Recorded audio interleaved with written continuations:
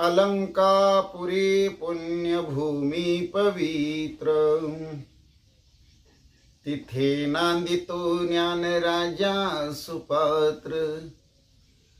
तया आठविता महापुण्य राशी, नमस्कार माझा श्री सद्गुरु ज्ञानेश्वरासी। जयति सिंदूरवदनो देवो यत्पाद पंकज स्मरणं, वासर्मनिरीवतम सारासी नाशयति विघ्नं। या कुंदेन्दु तुषारहर धवला, या शुभ्रवस्त्रारुता, या विनावरदंड मंडितकरा, या श्वेत पद्मासना, या ब्रह्माच्युत शंकर प्रभृतिभिर्देवी सदा वंदिता सामपातु। सरस्वती भगवती निशेष जाड्यापहं, मूकं करोति वाचालं पंगुलंगयते गिरिं। यत कृपातमः वन्दे परमानंद माधवं, नारायण नमस्कृत्य नरचैव नरोत्तमं। देवी सरस्वती व्यासं ततो जयमुदीरयेत्। वसुदेवसुतं कंसचानूरमर्दनं, देवकी परमानंदं कृष्णं वन्दे जगद्गुरु। ज्या नामे पृथ्वी समुद्रलिते ते नाम माझे वाच्यासो, ज्या रूपे सागर प्रसवले ते रूप माझे ध्यानी असो। ज्या पादे फणिकालिया स्पर्शिला ते पाय माझे भाळी असो। ज्या हस्ते गिरिगोवर्धन पर्वत उचलिला ते हस्त माझे माते असो। ओम कृष्णाय वसुदैवाय हरि परमात्मा मनी प्राणत क्लेशनाशाय गोविंद तुझ शरणम। ओम शांताकारं भुजगशयनं पद्मनाभं सुरेशं, विश्वधारं गगनसदर्शं मेघवर्णं शुभांगं, लक्ष्मीकान्तं कमलनयनं योगविद्यार्थगम्यं। वन्दे विष्णु भवभयहर सर्वलोकीकनाथं। गुरुर्ब्रह्मा गुरुर्विष्णु गुरुर्देवो महेश्वरा, गुरु साक्षात् परब्रह्म तस्मै श्री गुरवे नमः। श्रोता वक्ता श्री पांडुरंग समर्थ, कुंडलिक वरदारी विठ्ठल श्री ज्ञानदेव तुकाराम। पंढरीनाथ भगवान की जय, गोपाल कृष्ण भगवान की जय, प्रभु रामचंद्र भगवान की जय, श्री राम भक्त हनुमान की जय। श्री गुरुदेव दत्त वासुदेव हरि जय जय, श्री रघुवीर समर्थ। करता एकची श्री रघुनंदन, करता एकची श्री रघुनंदन। जय श्री राम जय जय श्री राम, श्री राम जय जय राम। कथा सुख करी कथा मुक्त करी, कथा याची बरी विठोबाची। कथा सुख करी कथा मुक्त करी, कथा याची बरी विठोबाची। कथा पाप नासी उदरीले दोषी, समाधी कथेसी मूढ जना। कथा पापनासी उदरीले दोषी, समाधी कथेसी मूढ जना। कथा सुख करी कथा मुक्त करी, कथा याची बरी विठोबाची। कथा सुख करी कथा मुक्त करी, याची बरी विठोबाची। कथा तप ध्यान कथा अनुष्ठान, अमृत हे पान हरी कथा। कथा तप ध्यान कथा अनुष्ठान, अमृत हे पान हरी कथा। कथा सुख करी कथा मुक्त करी, कथा याची बरी विठोबाची। कथा सुख करी कथा मुक्त करी, कथा याची बरी विठोबाची। कथा मंत्र जप कथा हारी ताप, कथे काळी काप कळी काळाशी। कथा मंत्र जप कथा हारी ताप, कथा काळी काप कळी काळाशी। कथा मंत्र जप कथा हारी ताप, कथा काळी काप कळी काळाशी। कथा सुख करी कथा मुक्त करी, कथा याची बरी विठोबाची। कथा सुख करी कथा मुक्त करी कथा याची बरी विठोबाची तुका म्हणे कथा देवांचे ही ध्यान समाधी लागोन हुबा कथे तुका म्हणे कथा देवांचे ही ध्यान समाधी लागोन उभा कथे कथा सुख करी कथा मुक्त करी कथा याची बरी विठोबाची कथा सुख करी कथा मुक्त करी कथा याची बरी विठोबाची कथा पापनासी उदरिले दोषी समाधी कथेसी मूढ जना कथा सुख करी कथा मुक्त करी कथा याची बरी विठोबाची ओम श्री राम राम जय जय राम श्री राम जय जय राम ओम श्री राम राम जय जय राम श्री राम जय जय राम ओम श्री राम जय जय राम ओम श्री राम जय जय राम ओम श्री राम जय जय राम ओम श्री राम जय जय राम ओम श्री राम जय जय राम श्री राम जय जय राम ओम श्री राम जय जय राम श्री राम जय जय राम श्री राम जय जय राम श्री राम जय जय राम ओम श्री राम जय जय राम श्री राम जय जय राम ओम श्री राम जय जय राम श्री राम जय जय राम जय जय राम जय जय राम। श्री ज्ञानेश्वरी अध्याय 6 आत्मसंयमन योग ओवी 425 ते 450।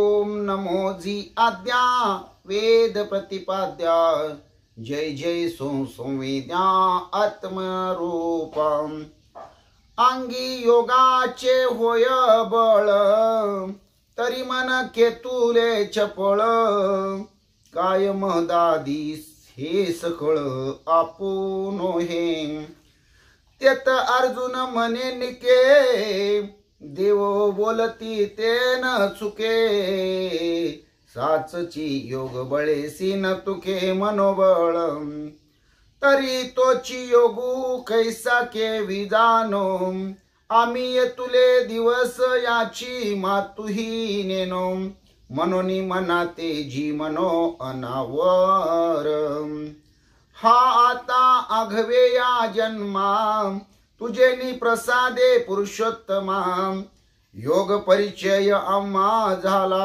आजी परी अनिक एक गोसाविया मज संशय असे साविया तो तू वाचोनी फेडावया समर्थू नाही मनोनी सांगे गोविंदा कवनु एको मोक्षपदा झोंबत होता श्रद्धा उपाय विनम इंद्रिय ग्रामोनी निघाला अस्तेची वाट लागला आत्मसिद्धीची पुढीला नगरा यावयम तव आत्मसिद्धी न ठकेची आणि मागू ते न येवेची ऐसास तू गेला माझारीची आयुष्य भानू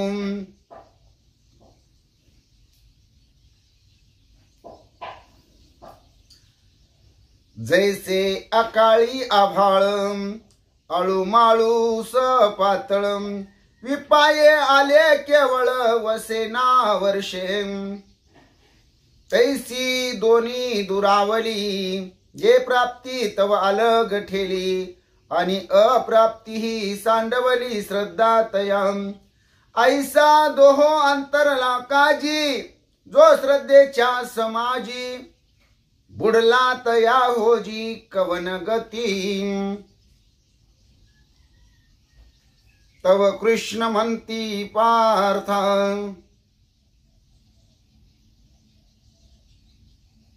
जया मोक्ष सुखी असतान तया मोक्षा वाचोनी अन्नता गती आहे गाम परिय तुली हेची एक घडे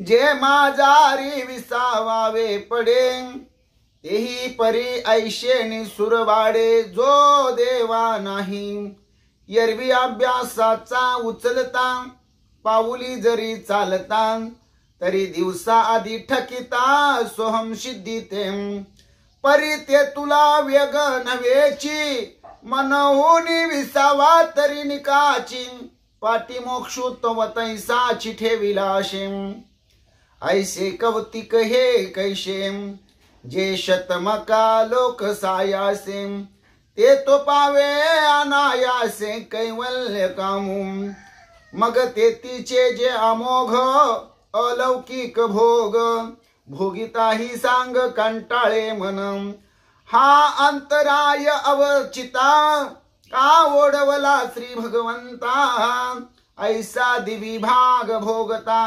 अनुतापि नित्यम पाटी जन्मे संसारी परी सकळ धर्माची या माहेरी लांबा उगवे आगरी विभव श्रियेचा जया ते नीतिपंथे चाली जय सत्य दूत बोली जय देखावे ते देखी जय शास्त्र दृष्टी वेद तो जागेश्वरूम जया व्यवसाय निजाचारूम सारा सार विचारू मंत्री जया जयाच्या कुळी चिंता झाली ईश्वराची पतिव्रता जया ते गृहदेवता आधी रुद्धी ऐशी निज पुण्याची जोडी वाडी नली सर्व सुखाची कुळवाडी तिये जन्मी तो सुरवाडी योग चित्तुम आत्वा ज्ञानाग्निहोत्री जे परब्रह्म सोत्री महासुख क्षेत्रीय आदिवंतम जे सिद्धांताची सिंहासनी राज्य करीती त्रिभुवनी जे कुजती कोकिलवनी संतोषाच्या राम कृष्ण हरी श्रोते हो भाविक भक्तो आता जी आपण ज्ञानेश्वरीची 25 ओव्याची सेवा घेतलेली आहे ती आपण या अगोदरच्या व्हिडिओ मध्ये सेवेकरता घेतलेली होती पण भगवंताने ही सेवा परत मज सारख्या पामराकडून याच ओव्याची करून घेतली आणि नजर चुकीनं न लक्षात येता तीच सेवा पुन्हा माझ्याकडून घडलेली आहे याबद्दल मी खेद व्यक्त करतो दिलगिरी व्यक्त करतो सर्वांची मनपूर्वक क्षमा मागतो वास्तविक पाहता आज 450 ते 475 ह्या ओवी क्रमांकाचं चिंतन व्हायला पाहिजे होतं म्हणून आपण आजच्याही असणाऱ्या चिंतनाच्या ज्ञानेश्वरीच्या ओव्या घेऊया श्री ज्ञानेश्वरी अध्याय 6 आत्मसंयमन योग ओवी 450 ते 475 ओम नमोजी आद्या वेद प्रतिपाद्या जय जय स्वसंवेद्या आत्मरूपा देवा तुची गणेशु सकलार्थमती प्रकाशु मने निवृत्ती दासु अवधारी जो जय जय विवेक द्रुमाचे मुळी बैसले आहाती नित्य फळी तया योगियांची आकुणी जन्म पावे मोटकी देहाकृती उमटे आणि निज ज्ञानाची पहाट फुटे सूर्या पुढे प्रगटे प्रकाशो जैसा तैशी दशेची वाट न पाहता वैशेची आगावान येता बाळपणीच सर्वज्ञता वरितया ते ती सिद्ध प्रज्ञेची निलाभे मनची सारस्वते दुभे मग सकळ शास्त्रे स्वयंभे निघती मुखे ऐशे जे जन्म ज्या लागी देव सकाम स्वर्गी ठेले जप होम करीती सदा अमरी भट होई जे मग मृत्यू लोका ते वाणिजे ऐशे जन्म पारता गाजे ते तो पावे आणि मागील जे सदबुद्धी जेत जीवित्वा झाली होती अवधी मग तेची पुढती निरवधी नवी आहे तेत सदैवा आणि पायाळा वरी दिव्यांजन होय डोळा मग देखे जैशी अवलीला पाताळ धने तेते सदैवा आणि पायाळा वरी दिव्यांजन होय डोळा मग देखे जैसी अवलीला पाताळ धने तैसे दुर्वेद्य जे अभिप्राय का गुरु गम्य हा नठाय तेत सौरशेविन जाय बुद्धी तयाची बळीये इंद्रिये येती मना मन एकवटे पवना पवन सहजे गगना मिळोची लागे ऐसे नेनो काय अपेशे तया त्याची की जे अभ्यासे समाधी घर पुशे मानसाचे जानी जे योग पिटीचा भैरवू काय हा आरंभू भरेचा गौरव कि वैराग्य सिद्धीचा अनुभव रूपा आला हा संसार उमानिते माप हा अष्टांग सामग्रीचे द्वीप जैसे परिमळेची धरी जे रूप चंदनाचे पैसा संतोषाचा कायम घडिला कि सिद्धी भांडारी होनी काढिला दिसे तेने माने रूढला साधक दशे जे वर्ष ताची या कोडी जन्मशस्त्रांची या आडी लंगिता पातला थडी आत्मसिद्धीची मनोनी साधन जात आघवे अनुसरे तया स्वभावे मग आयतीये वैसे रानिवे विवेकाची पाटी विचारती आवेगा तो विवेकोही ठाके मागा मग अविचारनीय ते अंगा घडोनी जायम तेत मनाचे मेहुडे विरे पवनाचे पवनपन सरे आपण पापन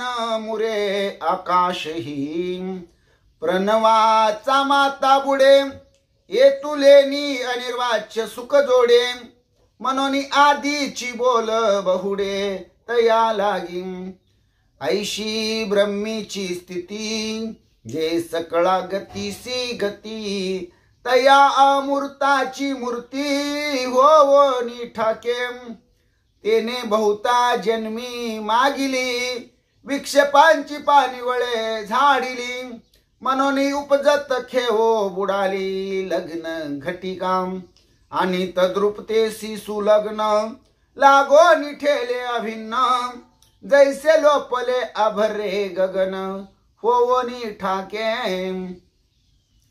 तैसे विश्वजेत होये मागोते जेत लया जाये ते विद्यमानेची देहे झाला तो गान जया लाभाची या आशा करोनी धैर्य भाऊचा भरवसा घालित षट कर्माचा धारसा कर्मनिष्ठ काजी एक वस्तू लागी बानोनी ज्ञानाची वज्रांगी झुंजत प्रपंचेशी समरंगी ज्ञानी ये गाम अथवा निलागे निसरडाम तपोदुर्गाचा आडकडाम झोंबती तपिये चाडा जयाची अथवा निलागे निसरडाम तपोदुर्गाचा आडकडाम झोंबती तपिये चाडां जयाची राम कृष्ण हरी जय जय राम कृष्ण हरी राम कृष्ण हरी जय जय राम कृष्ण हरी राम कृष्ण हरी जय जय राम कृष्ण हरी राम कृष्ण हरी जय जय राम कृष्ण हरी राम कृष्ण हरी जय जय राम कृष्ण हरी। श्री भावार्थ रामायण सुंदरकांड अध्याय 37 भाग 3। श्री गणेशाय नमः श्री सरस्वते नमः श्री प्रभो रामचंद्राय नमः श्री हनुमंताय नमः।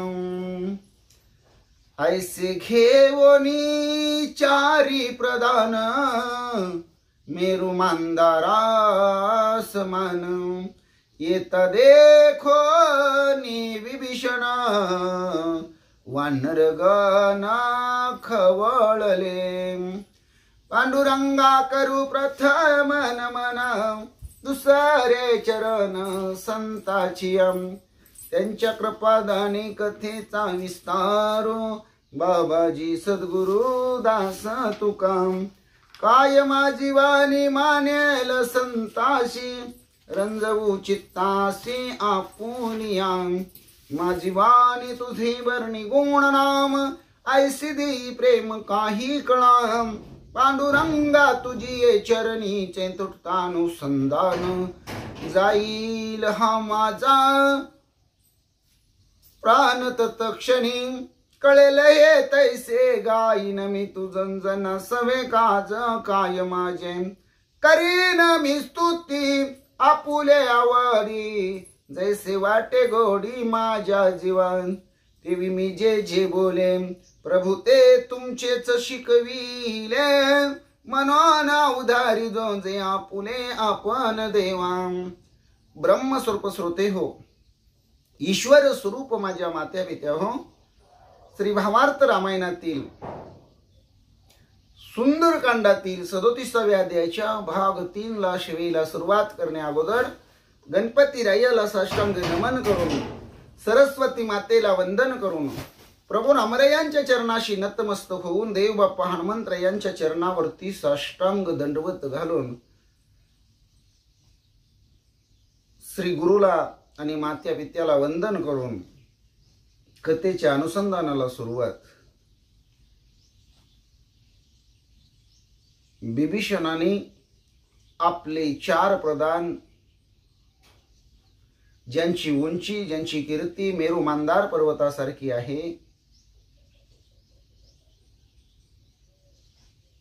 ज्यांचा अधिकार मोठा आहे असे 4 प्रधान आपल्या बरोबर घेतले।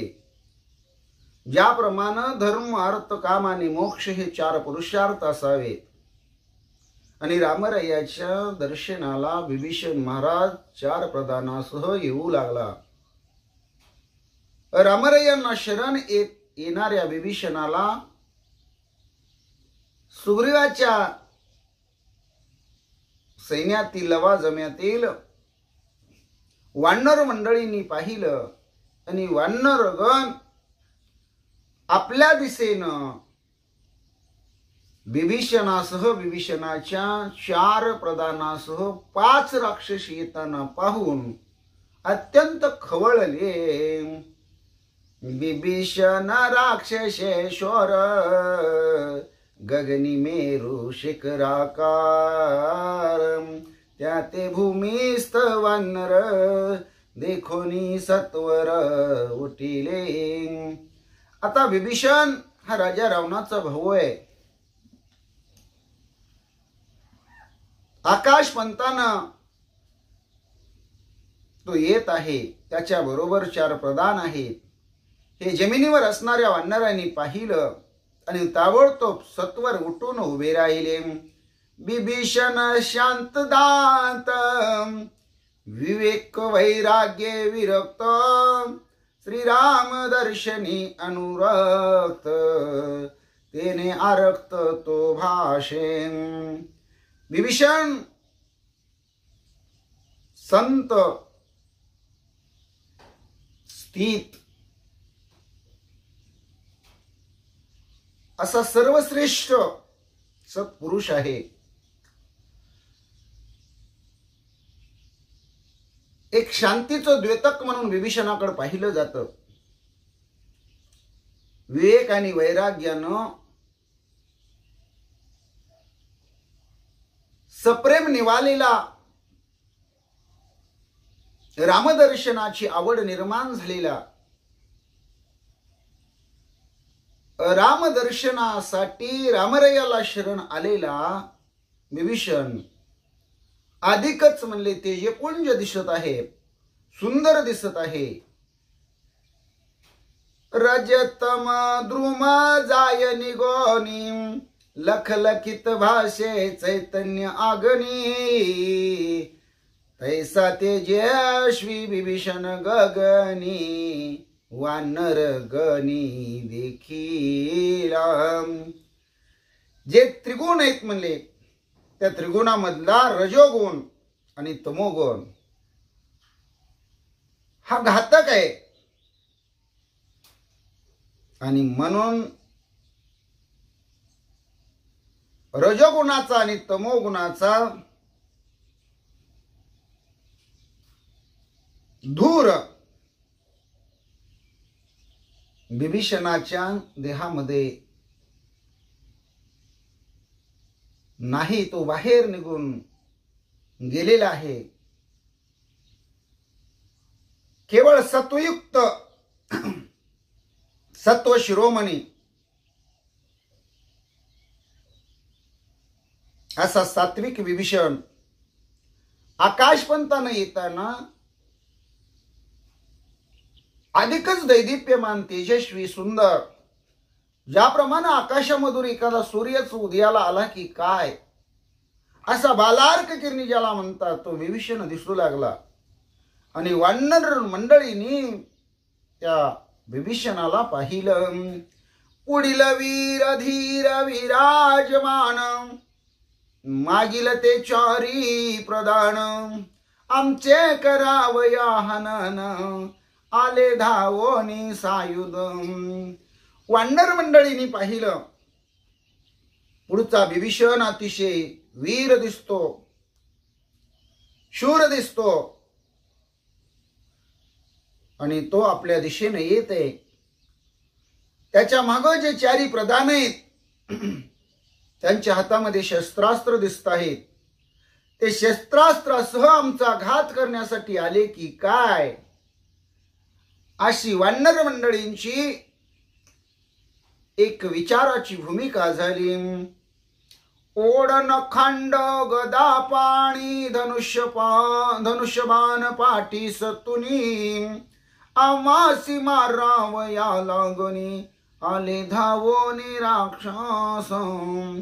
ओढन खांड गदा पाणी धनुष्यबाण पाठीस तुनी आम्हास मारावया लागोनी आली धावोनी राक्षस.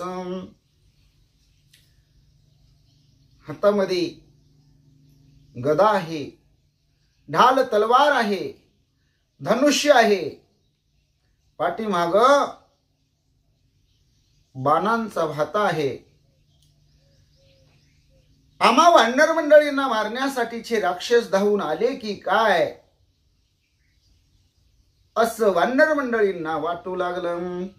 आमचा करावया घात 5 जण आले नेमस्त 5ही निर्दळी यायत राम कार्यार्थ साधिल. वानर मंडळी विचार करू लागली किती जण आलेत? 5 जण आलेत. या 5 जणांचं आता आपण निर्दळन करूया. त्यांचा नाश करून टाकूया, म्हणजे रामकार्य आपलं सिद्धीला जाईल, रामाची आपल्या हातून सेवा घडेल, अशी वानर मंडळी विचार करू लागली. जो यांचा करील घात तोच पुरुषार्थी समर्थ, तोच श्रीरामाचा परमाप्त, युद्ध कंदनार्थ मग कैचा. जो कोणी या 5 जणांचा आपल्या आवेशानं, अंगवणीनं, पुरुषार्थानं घात करील, त्याचं आणि श्रीरामाचं अगदी जवळचं नातं निर्माण होईल आणि रामरैयाला युद्ध करायची वेळ येणार नाही, अशी वानर मंडळी विचार करू लागली. पुढीला 5 मोहर मारुनी केली चकचूर, मग मेल्यान येती निशाचर, वानरी विचार दृढ केला. पुढे जे 5 जण आलेले आहेत, त्या 5 जणाला जर मारलं तर पाठीमागून परत जी राक्षस आहेत ती येणार नाहीत, म्हणून या 5 जणाला आपण संपवलं पाहिजे, चक्कचूर केलं पाहिजे, असा दृढ विचार वानरांनी केला.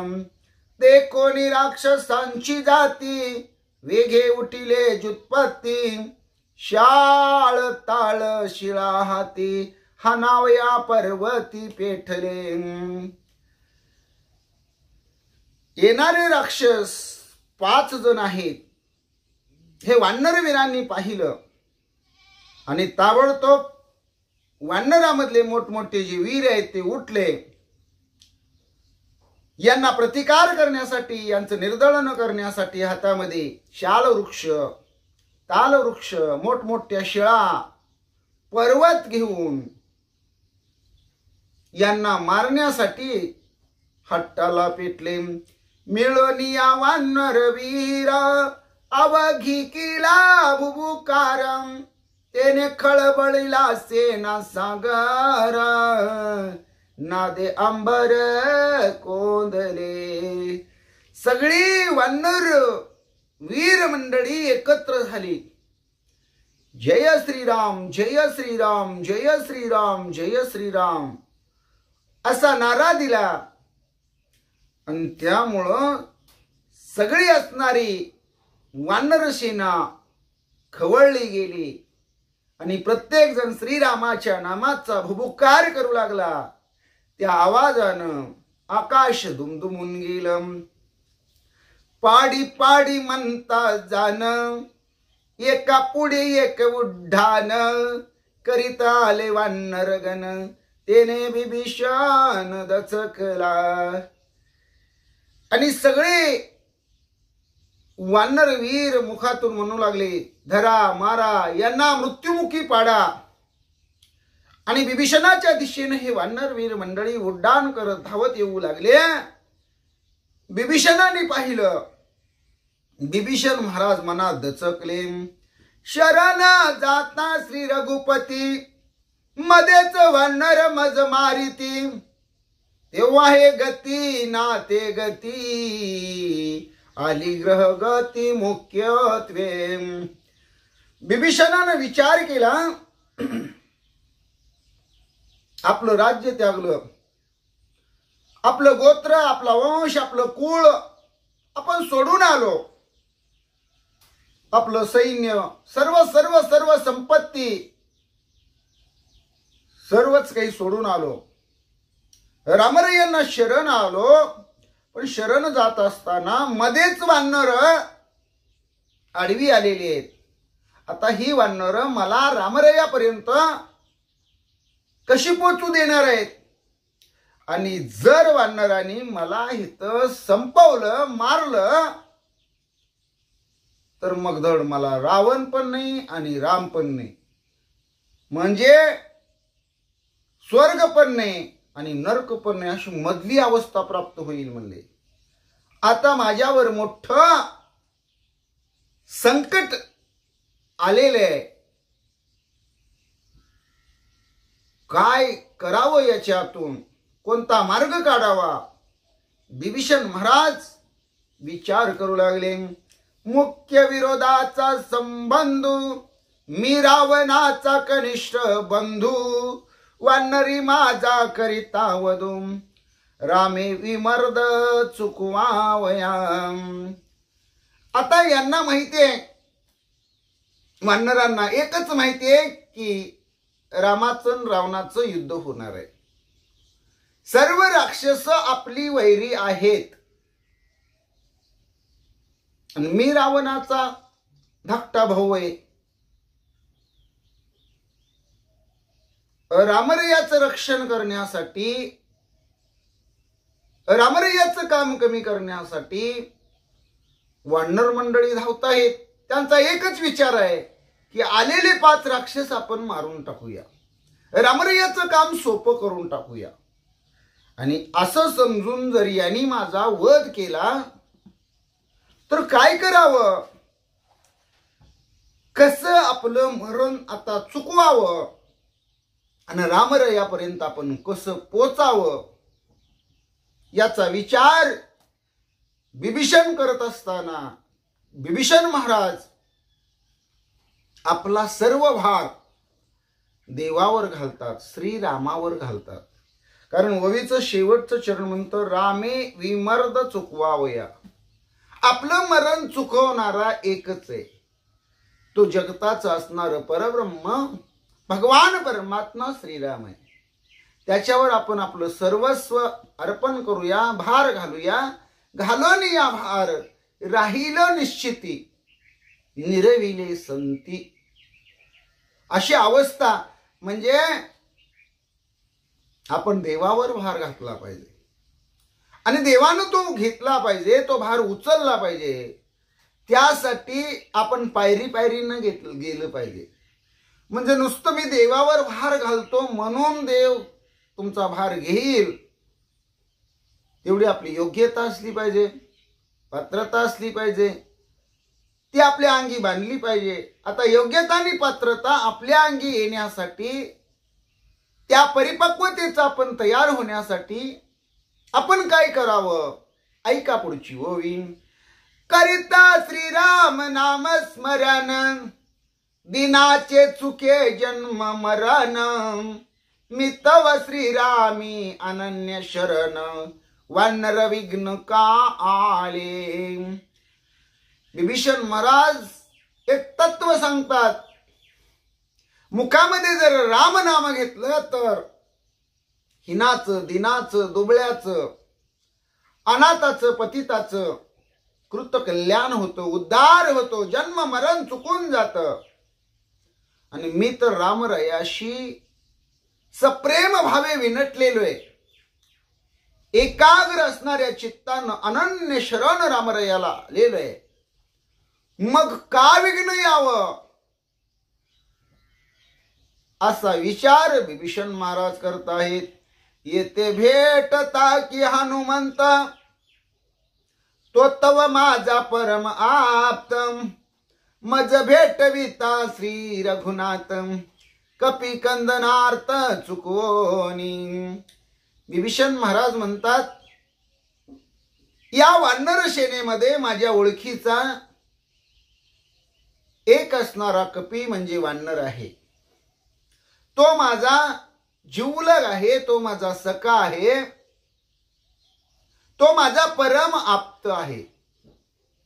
त्याचं नाव आहे हनुमंत. रामरयाने माझ्यावर कृपा करावी आणि या माझ्या अंगावर, माझ्या समोर, माझ्याकडे धावून येणाऱ्या, विघ्न बनवून येणाऱ्या वानरापासून आमचं संरक्षण करण्यासाठी भगवान परमात्मा श्रीरामाने कृपा करावी आणि हनुमंत याची आणि माझी भेट कृपेने घडवून आणावी आणि आमचा हा संकट काळ दूर लोटावा. विघ्न नाहीस करावं, कारण आमच्या मुखामध्ये भगवंताचं नाव आहे. नामाच्या चिंतने बारा वाटा पळती विघ्ने. तुका म्हणे प्राण करा देवाशी अर्पण. भगवंताला जर आपलं सर्वस्व, आपला प्राण, आपला देह, तन, मन, धन, काया, वित्त, जीवित्व, मन, बुद्धी, चित्त आणि अंतःकरण भगवंताला अर्पण केलं की भगवान परमात्मा त्या साधकाला, त्या भक्ताला संकट पडू देत नाही. निर्वाणी गोविंद असे मागे पुढे काहीच साकडे पडू नये दी. भगवान परमात्मा त्याला कोणतंही संकट पडू देत नाही. म्हणून विभीषण महाराज विचार करतात, आता असोत बहुयुक्ती लोटांगण वानरा प्रती. मी अनन्य शरणा रघुपती, तुम्ही काय दारती धावता. विभीषण महाराजांनी विचार केला, अरेला कार्य म्हणत बसायचं नाही. आपण कमीपणा घ्यायचं. याला लहानपण म्हणतात, ते लहान व्हायचं. लहानपणा देगा देवा, मुंगी साखरेचा रवा. लहानपणा देगा देवा, मुंगी साखरेचा रवा. ऐरावत रत्न थोर, तासी अंकुशाचा मार. त्यासी अंकुशाचा मार, त्यासी अंकुशाचा मार. ऐरावत रत्न थोर, त्यासी अंकुशाचा मार. जया अंगी मोठेपणा, तया यात ना कठीण. तया यात ना कठीण, तया यात ना कठीण. जया अंगी मोठेपणा, तया यात ना कठीण. ऐरावत रत्न थोर, त्यासी अंकुशाचा मार. तू कमाने जाण व्हावे लहाना होनी लहान. तू कमाने जाण व्हावे लहाना होनी लहान. तुका म्हणे साण वाहवे लहान होनी लहान. वाहवे लहान होनी लहान. ऐरावत रत्न थोरा, त्यासी अंकुशाचा मार. लहानपण देगा देवा, मुंगी साखरेचा रवा. मुंगी साखरेचा रवा. मुंगी साखरेचा रवा. लहानपण देगा देवा, लहानपण देगा देवा. विभीषणानं ठरवलं आपण विनम्र व्हायचं. विनम्र झालेलं आहे विभीषण आणि अंतकरणामध्ये एक युक्ती धारण केलेली आहे. वानरांना विभीषण महाराज लोटांगण घालू लागलेले. वानर गण हो, वानर मंडळी हो, मी तरी रामरायांना शरण आलेलो आहे. मी रामरायाच्या दर्शनाला आलेलो आहे. मला त्यांच्या समोर साष्टांग लोटांगण घालायचंय, दंडवत घालायचंय, त्यांच्या चरणाचं मला दर्शन घ्यायचंय. तुम्ही माझ्या बरोबर भांडण करण्यासाठी, युद्ध करण्यासाठी का धावत आलेले? असा प्रश्न विभीषण करू लागलेले आहेत. ऐशे बोलनिया देख विभीषणे दिदली हाक, तोची विभीषणाचा श्लोक अर्थ विशेष अवधार. अशा प्रकारे सगळ्या वीर मंडळींना, वानर मंडळींना विभीषण महाराज विनंती करतात, काकुलतीनं अर्थतेनं सांगतात. आणि एकच हाक देतात. आता विभीषण महाराज काय हाक देतात याचेही निरूपण सावधानतेनं ऐका असं ग्रंथ करते आपल्याला विनंती करतात. देखो वानरांचा तवक, गगनीहुनी विभीषण देख, दीर्घ देताची पै हाक, कपी कटक वचकले. आकाश पंतानं येणारा विभीषण मोठ्याने एक हाक देतो. कारण वानरांचा आवेश विभीषण महाराजांनी पाहिलेला असतो.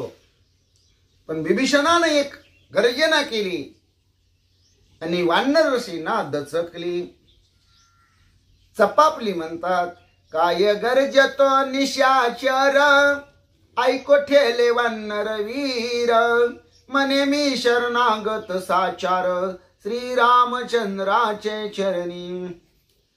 आता काय गर्जना करू लागलेले आहे विभीषण? विभीषणाच्या मुखातून काय शब्द निघतात हे सगळे वानर शांत राहून ऐकू लागले. आणि विभीषण महाराज गर्जना करून म्हणतात, मी रामरयाचा शरणांगत आहे, मी रामरयाला शरण आलेलो आहे. राम प्रभूंच्या चरणावरती मी नतमस्तक होण्यासाठी आलेलो आहे.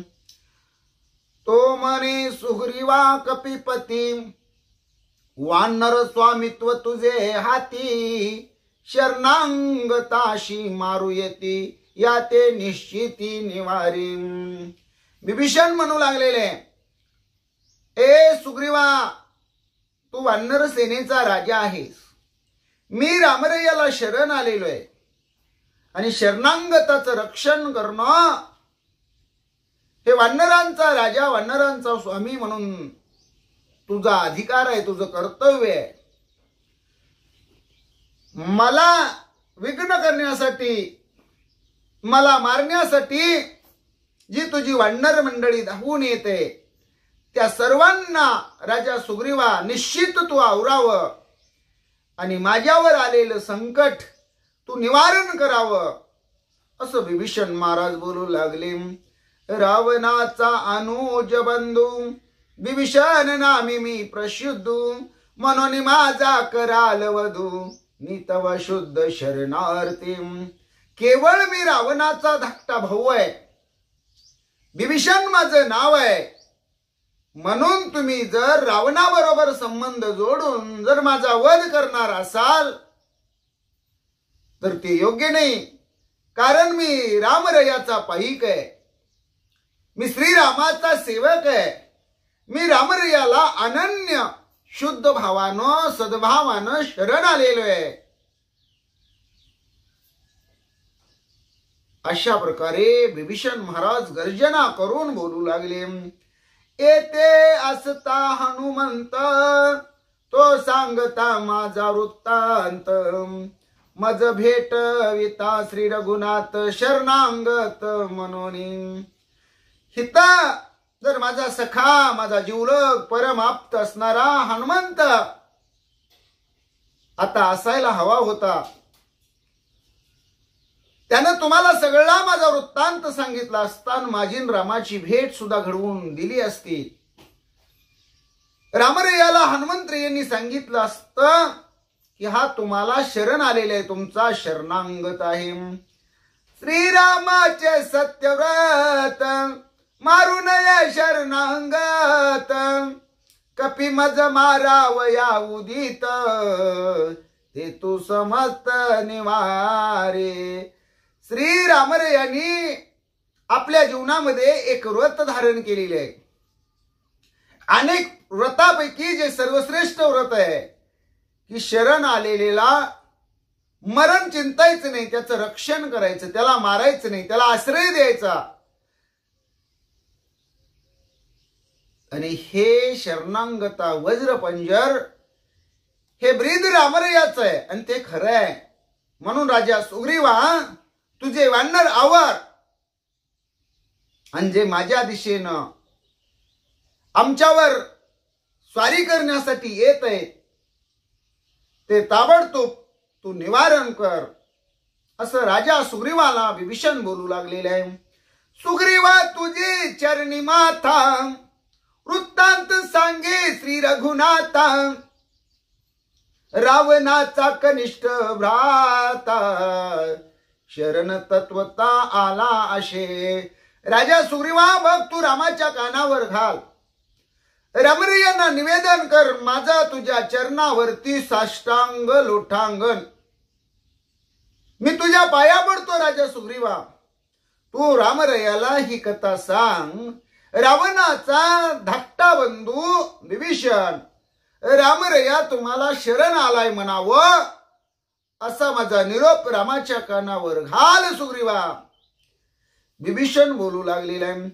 चौघे प्रधान समवेत विभीषण शरणागत, ऐकोनी सांगेल रघुनाथ तोची कार्यार्थ करावा. राजा सुग्रीवा तू रामरयाची भेट घे, रामरयांना माझा निरोप सांग. राजा रावणाचा धाकटा भाऊ त्याच्या 4 प्रधानासह आपल्याला शरण आलेले आहे. मग रामरया तुला काय सांगतील? त्यांनी जर सांगितलं या 5च्या 5 जणांचा बंदोबस्त कर किंवा यांना जीवदान दे, मारू नको, मग रामरया जे सांगतील ते कार्य तू करावं. अशा प्रकारे विभीषण महाराज मोठ्यानं गर्जना करून राजा सुग्रीवाला अर्जाव विनंती करू लागलेली आहे.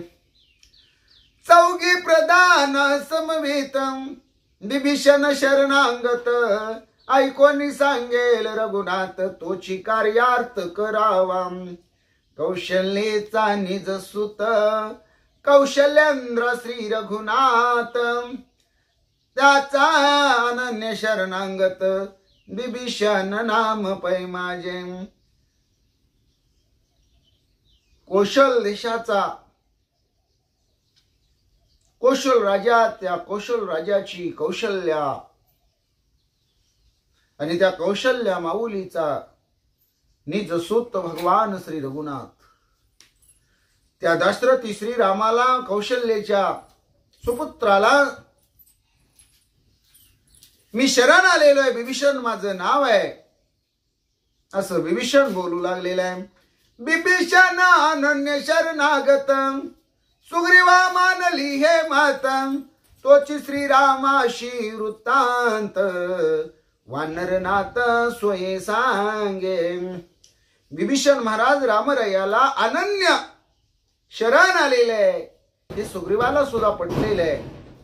सुग्रीव रामरयाच्या जवळ येतात आणि विभीषण शरण आलेल्याची घटना वृत्तांत वानरनाथ राजा सुग्रीव रामरयाला स्वतः सांगू लागलेला आहे. ऐकोनी विभीषणाचे वचन सुग्रीव यवोनी आपण, राम लक्ष्मणा करोनी नमन, सांगे आगमन विभीषणाचे. वानरांचा राजा सुग्रीव रामरायाच्या जवळ आलेले राम लक्ष्मणाला नमस्कार केलेले. विभीषण महाराज त्याच्या 4 प्रधानासह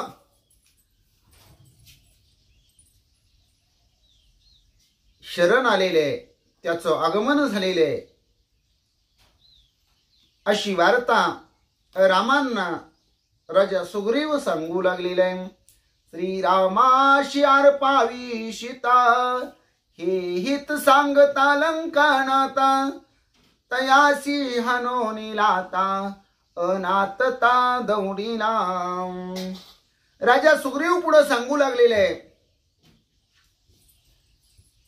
रामरायाची सीता रामाला परत करावी ही विनंती विभीषणानं राजा रावणाला केली. राजा रावणाला त्याचं हित सांगितलं, रामाला शरण जावं, रामरायाची सीता रामरायाला परत करावी. पण राजा रावणानं रागावर जाऊन विभीषणाला लाता घातल्या आणि निराधार करून सोडलं.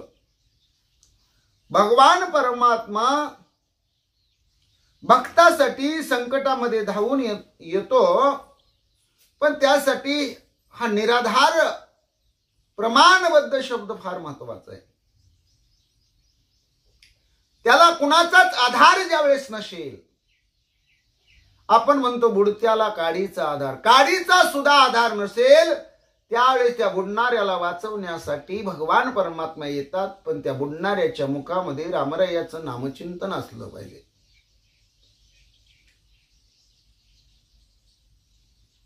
तुम्हाला माहितीये,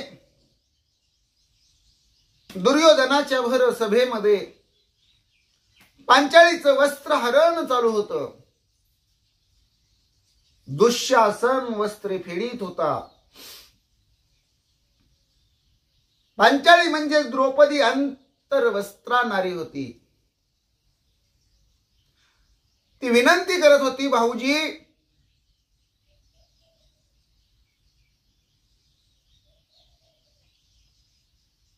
माझी वस्त्र फेडू नका, मी 4 दिवसाची विंटाळशी नाही. तरी पण दुःशासन ऐकत नव्हता, कारण ती दुर्योधनाची राजाची आज्ञा होती. द्रौपदी कृष्णाचा धावा करते, कृष्णाला हाका मारते. भगवान परमात्मा तो धावा ऐकतात. द्रौपदीच्या मत्तीला येण्यासाठी निघतात. पण ज्यावेळेस द्रौपदी हाका मारत असते, त्यावेळेस पहिल्यांदा तिनं फेडली जाणारी साडी हातानं फेडून देण्याचा प्रयत्न करते. भगवान परमात्मा द्वारकेहून निघत नाही. तिने कितीही ठाव फोडलेला असतो, कृष्णा धाव रे लवकरी, देवा धाव रे लवकरी, संकट पडले भारी, हरे तो आमचा कैवारी, आले विघ्न निवारी, कृष्णा धाव रे लवकरी, देवा धाव रे लवकरी, कृष्णा धावत ये लवकरी, देवा धावत ये लवकरी, देवा धावत ये लवकरी, कृष्णा धावत ये लवकरी,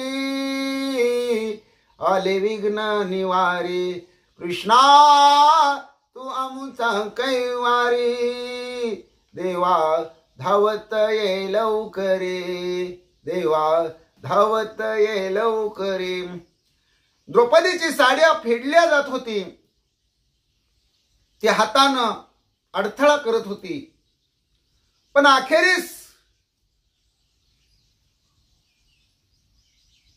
ते हात ही थकले.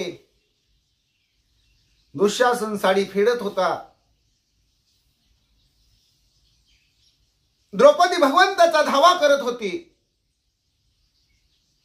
धर्म, अर्जुन, भीम, नकुल, सहदेव हताश होऊन 5 पांडववीर पाहत होते. काही इलाज चालत नव्हता. भगवान परमात्मा द्वारकेहून निघाले. ज्यावेळेस तिच्या हातांचा आधार साडीपासून सुटला होता. पण शेवटी तिला वाटलं आपली इज्जत महत्वाची आहे, म्हणून तिने आपला पदर दातामध्ये धरला. हात वर करून भगवंताला हाका मारू लागली, भगवंताचा धावा करू लागली. पण निघालेले भगवान परमात्मा थांबले, कारण अजून तिच्या दातांनी तिला आधार दिलेले. शेवटी दुःशासनानं हिसका दिल्याबरोबर दातातला पदर सुद्धा निसटला आणि मग भगवान परमात्मेने द्रौपदीचं वस्त्रहरणापासून लज्जा रक्षण केलं आणि तिला वस्त्र पुरवली. म्हणजे त्यासाठी निराधार व्हावं लागतं. आणि राजा सुग्रीव रामरायाला हेच पटवून देऊ लागलेले. विभीषणानं आपल्या थोरल्या भावाला राजा रावणाला सांगितलं, तू चूक केलेली आहे, त्या चुकीला रामराया तुला माफ करेल. रामाची सीता रामाला गुमान परत नेऊन दे, रामरायाला शरण जा. या हिताच्या गोष्टी विभीषणानं सांगितल्या. राजा रावणाला त्या पटल्या नाहीत. राजा रावणानं भर सभेमध्ये विभीषणाला लाताडलं, लाता हाणल्या आणि जा म्हणले, तुला रामाकडे जायचंय का, तर जा रामाकड. आणि म्हणून आता विभीषण निराधार झालेले आहे. जगी ज्याशी कोणी नाही त्याशी देव आहे, निराधार आबाळाचा तोच भारस आहे. जगी ज्यास कोणी नाही त्याशी देव आहे, निराधार आबाळाचा तोच भारस आहे. एवढं आकाश आहे. या आकाशाला कुठं खांब आहे, कुठं टिकण आहे, कुठं कैची दिलेले खाली पडू नये म्हणून.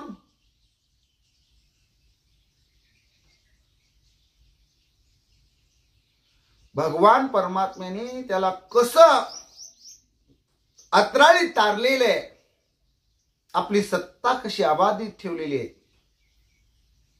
आणि निराधार आबाळाला सुद्धा भगवान परमात्माच आधार देतो. आणि म्हणून हीच निराधार अवस्था ज्या विभीषणाची झालेली आहे, तो विभीषण आपल्या 4 प्रधानासह रामराया तुम्हाला शरण आलेले आहे. जो राजा रावणानं हाकलून दिलेला आहे, लाता घातलेले आहेत, तो तुमच्या दर्शनाला आलेला आहे, असं राजा सुग्रीव रामरायांना सांगू लागलेले आहेत. नगरी धेंडे पिटणी पूर्ण, नगर त्यागे बिभीषण, दौडिता बोलिला रावण, जाय तू शरण श्रीराम. नगरीमध्ये जिकडं तिकडं वाद्य वाजत होती.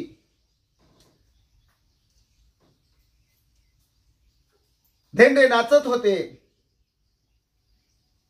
त्यावेळेस लंका नगरीचा त्याग विभीषण करत होता, नगरी सोडत होता.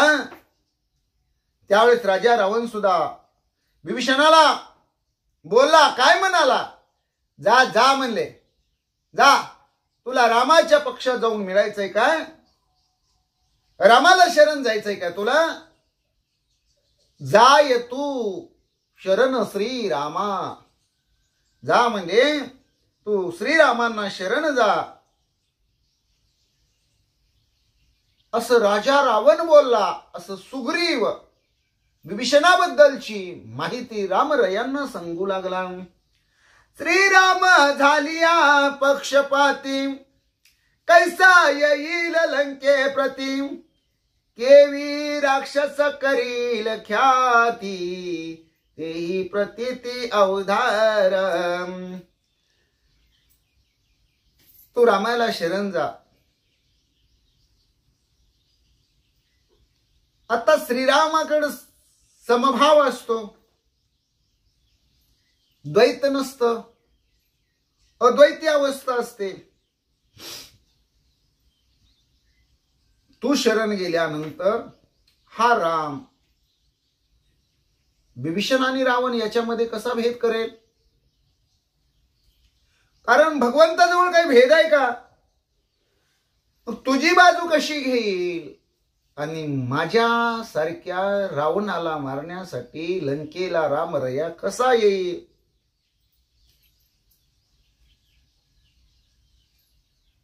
याचा अनुभव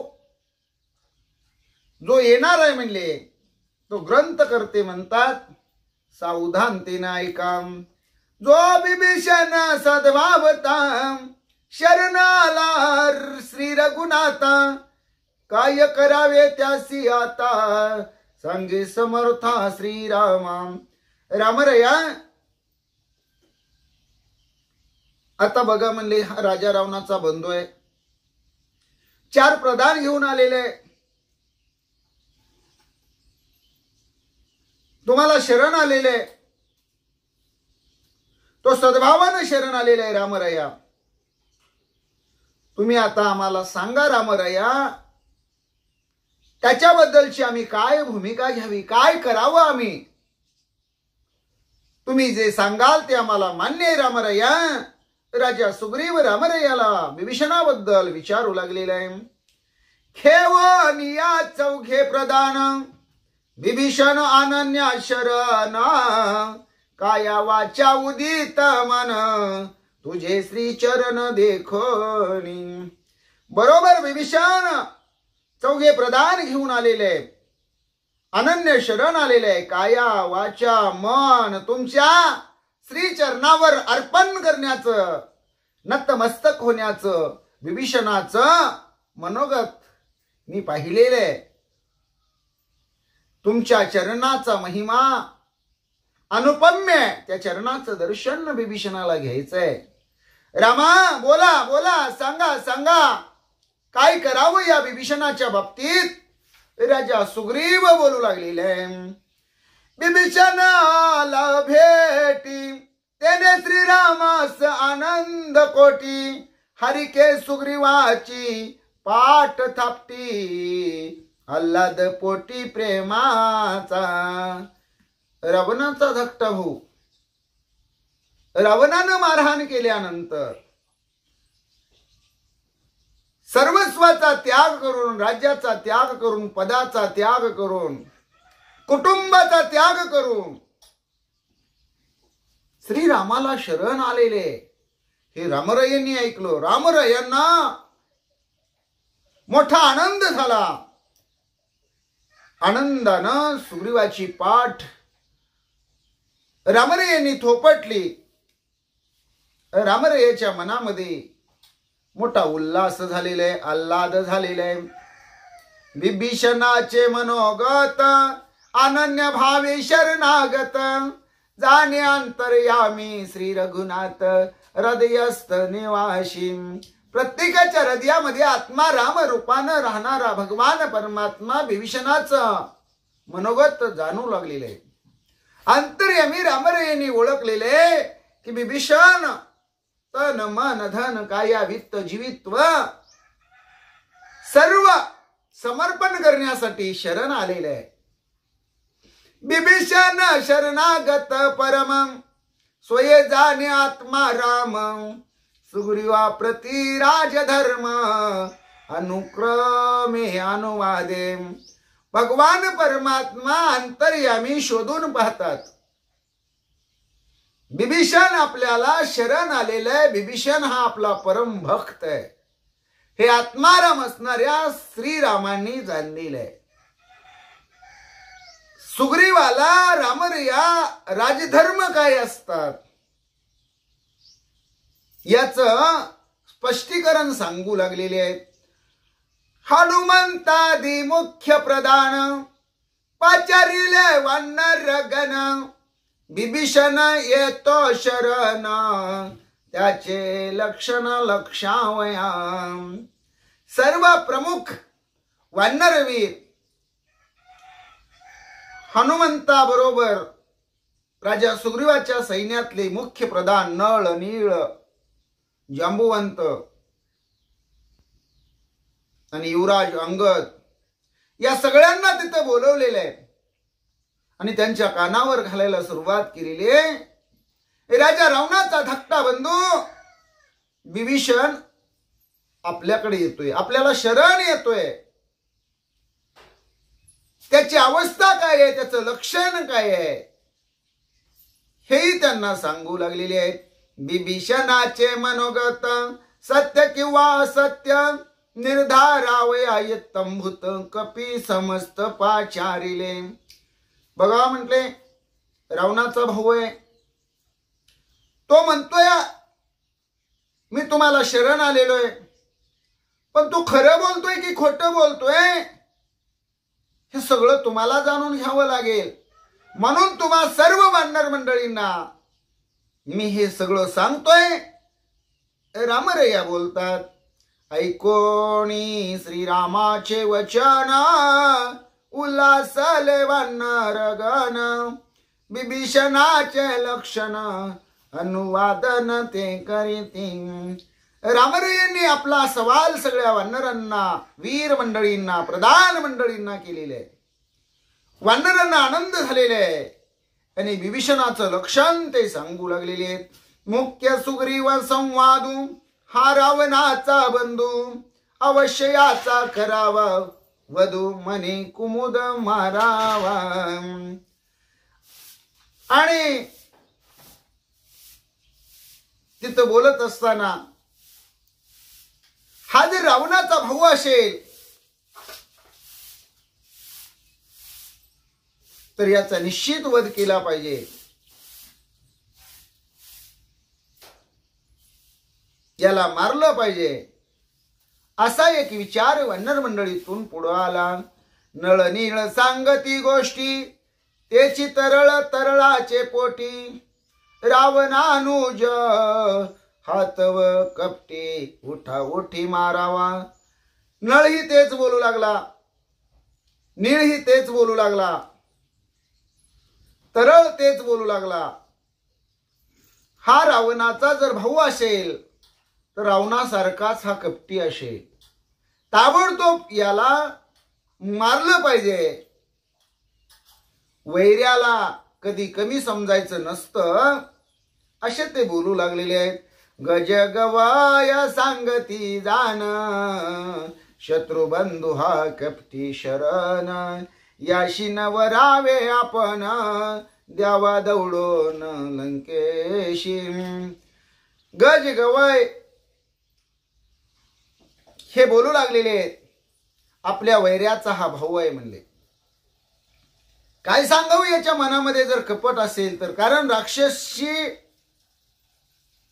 हे मायावी आहेत, कपटी आहेत, लाघवी आहेत, दुराचारी आहेत, दुष्ट आहेत, चांडाळ आहेत. याच्या मनामध्ये शुद्ध भाव आहे की कपट भाव आहे काय आपल्याला माहिती आहे. म्हणून याचा लाड करू नये म्हणले. याला शिक्षा करावी, लंकेला हाकलून द्यावा. कपटी रावणाचा बंधू हा मारावा मने मैंदू, तैसाची अनुवादे द्विदू करावा वधू पैयाचा. जसा रावण कपटी म्हणले तसा रावणाचा भाऊ सुद्धा कपटीच असेल असं मैंद द्विद हे असणार वानर वीर वध करण्याविषयी, विभीषणाचा वध करण्याविषयी बोलू लागलेले आहेत. सुषेण फणस दधी मुख तिघे होवनी एक मुख, या शिरा खिता परम दुःख अवश्यमेव मारावा.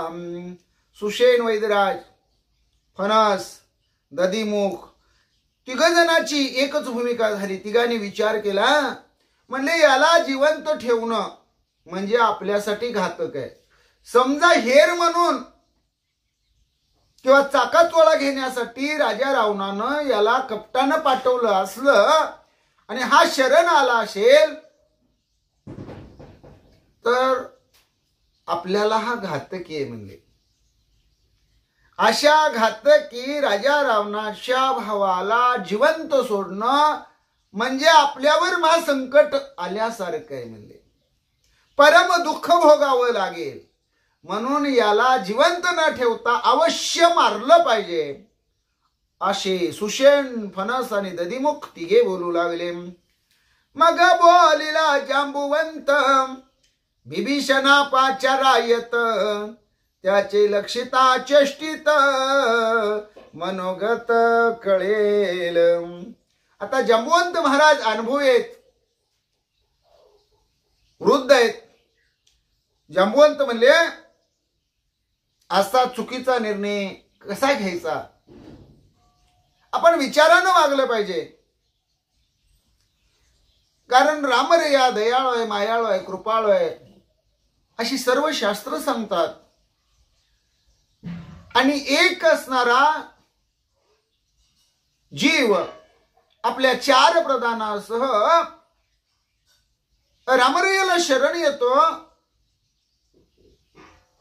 आणि रामरायाचा सहकारी राजा सुग्रीव जो अनुयायी बनलेला आहे, त्याच्या सैन्यातली वानरं म्हणतात याला जिवंत ठेवू नये, हा दुसदूषित विखार आहे, कपटी आहे.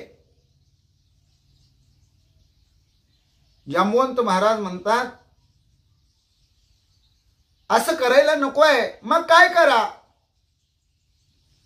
तर आपल्या समोर बिभीषणाला बोलवा म्हणले. आपल्या समोर बिभीषण आला, त्याची वागणूक कशी आहे, त्याला समोर उभा केल्यानंतर त्याचं म्हणणं काय आहे, त्याची इच्छा काय आहे, त्याचं चालणं बोलणं वागणं, त्याच्या आतमध्ये काय आहे बाहेर काय आहे, हे सगळं आपल्याला कळेल.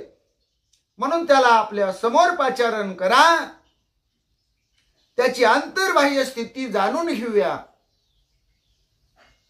मग काय करायचं ते ठरवूया. स्थिती गती गमनागमन नेत्र वक्त्र संभाषण येणे पराचे लक्षण विचक्षण लक्षिती. त्याची अवस्था काय आहे,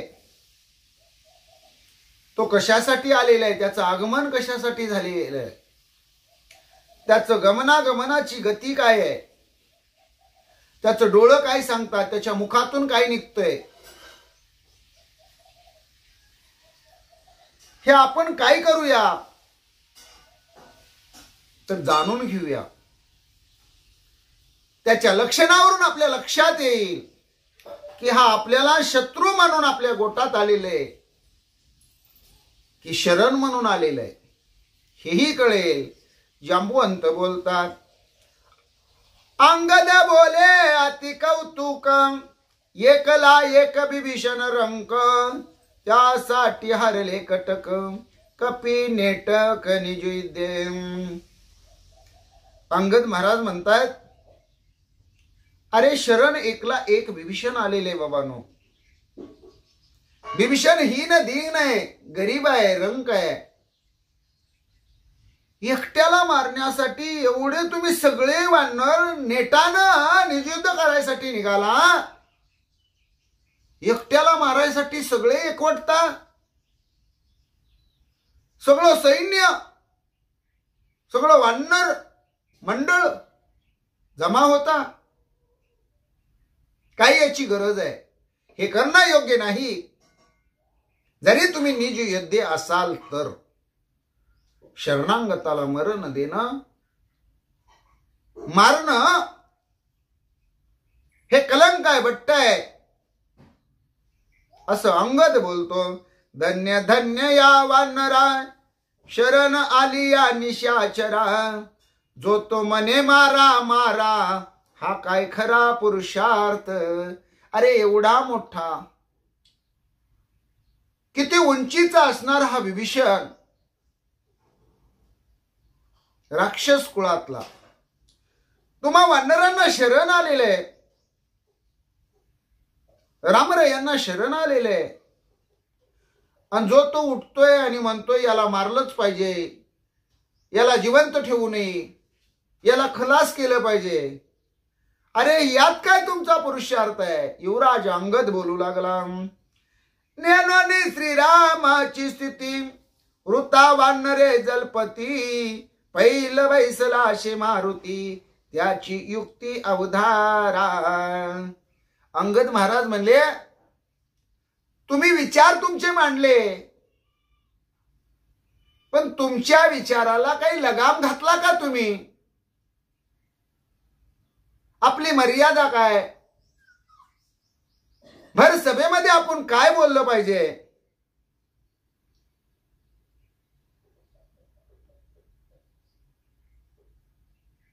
तुम्ही तुमचं कौतुक दाखवायला लागला, पण ते लोकांना कौतुक वाटलं पाहिजे ना. तुम्हाला तुमचं कौतुक व्हावं वाटत असेल, पण लोकांनी केलं पाहिजे ना. अरे तुम्हाला लंकेची काही ओळख आहे का म्हणले. अंगद महाराज बोलू लागले. लंकेत कोण जाऊन आलंय. एक स्वतः अंगद जाऊन आलेत आणि दुसरे हनुमंतराय जाऊन आलेत. अंगद महाराज म्हणतात लंकेमध्ये जाऊन येणारा हनुमंतराय त्याला लंकेची सगळी माहिती आहे म्हणले. घर शोधून काढलेला हनुमंत आहे. लंका सगळी पिंजून काढलेली आहे. पलीकडे बसलेला आहे ना मारुतीराया. त्याचं म्हणणं काय आहे हे तर तुम्ही विचारत घ्या.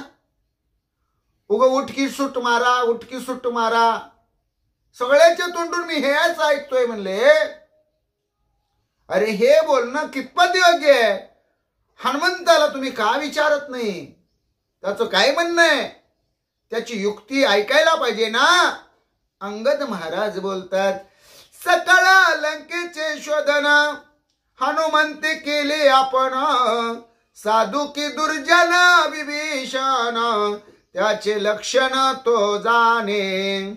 सगळी लंका उलती पालती करणारा, घर ना घर शोधून मागमूस काढणारा हनुमंतराय एक निटका वानर आहे, रामभक्त आहे. त्याला अख्ख्या लंकेची माहिती आहे. प्रत्येक घराची घरदांडोळी हनुमंतरायाने घेतलेली आहे. त्या हनुमंतरायाला माहिती आहे ना विभीषण सज्जन आहे का दुर्जन आहे, साधू आहे का कपटी आहे, मैंद आहे का बुवा आहे. या विभीषणाचं लक्षण हनुमंतराय सांगू शकतात, कारण त्यांना माहिती आहे. अंगद बोलू लागले हनुमंतासी अविदित नाही उरला लंकेचा अर्थ. तो सांगेल इत्तंभूत ते समस्त ऐका. युवराज अंगद बोलू लागले सगळ्या लंकेची गल्ली ना गल्ली, बोळ ना बोळ, घर ना घर, वाड्या वस्त्या, बाजार हाट मंदिर, राजगृह, अशोकवन, पडलंका, सुवेळा चळ, जे लंकेचं त्रिकुट आहे ती सगळी माहिती हनुमंतरायाला आहे.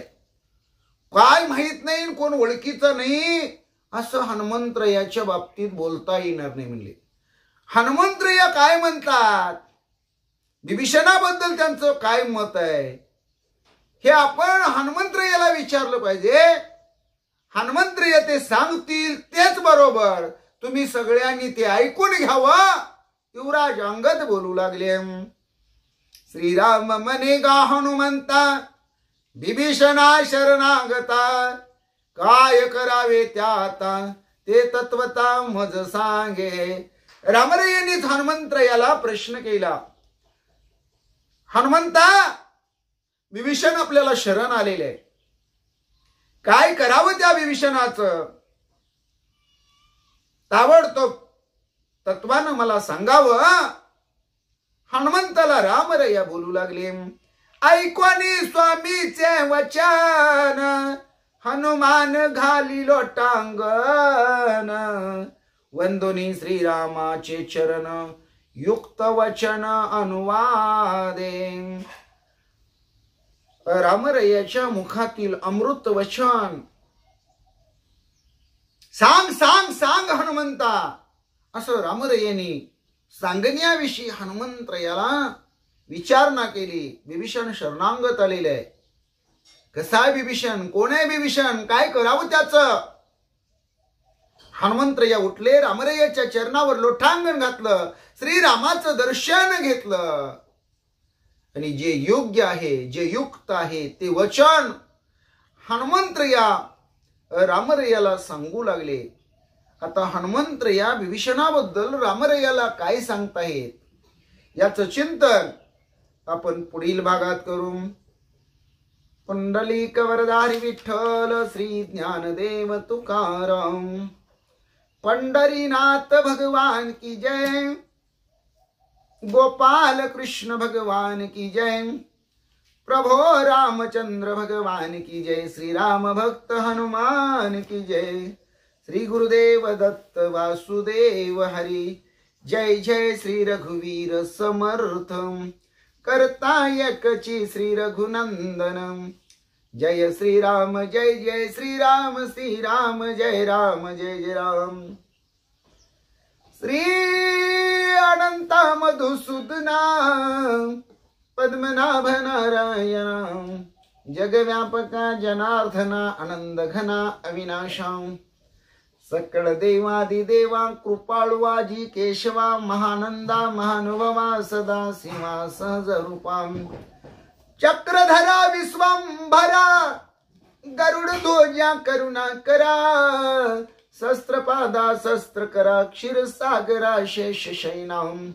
कमल नयना कमलापती, कामिनी मोहना मदन मूर्ती, भवतारका धरत्याक्षिती, वामन मूर्ती त्रिविक्रमा, अगाये सगुणा निर्गुणा, जग जनत्या जग जीवना, वसुदेव देवकी नंदना, बाळ रंगना बाळ कृष्ण, तुका आला लोटांगणी, मज ठाव द्यावाजी चरणी, हेची करीत सेविनवनी, भवबंधनी सोडवावे, हेची करीत सेविनवनी, भवबंधनी सोडवावे, हेची करीत सेविनवनी, भवबंधनी सोडवावे, केशवा नारायणा माधवा गोविंदा, विष्णू मधुसूदना त्रिविक्रम वामना, श्रीधरा ऋषिकेशा पद्मनाभा दामोदरा, संकर्षणा वासुदेवा, प्रद्युम्ना निरुद्धा, पुरुषोत्तमा दोक्षजा नरसिंह अच्युता, जनार्दना उपेंद्रा हरिहरा, श्री कृष्णा श्री विठ्ठला पांडुरंगा भगवंता,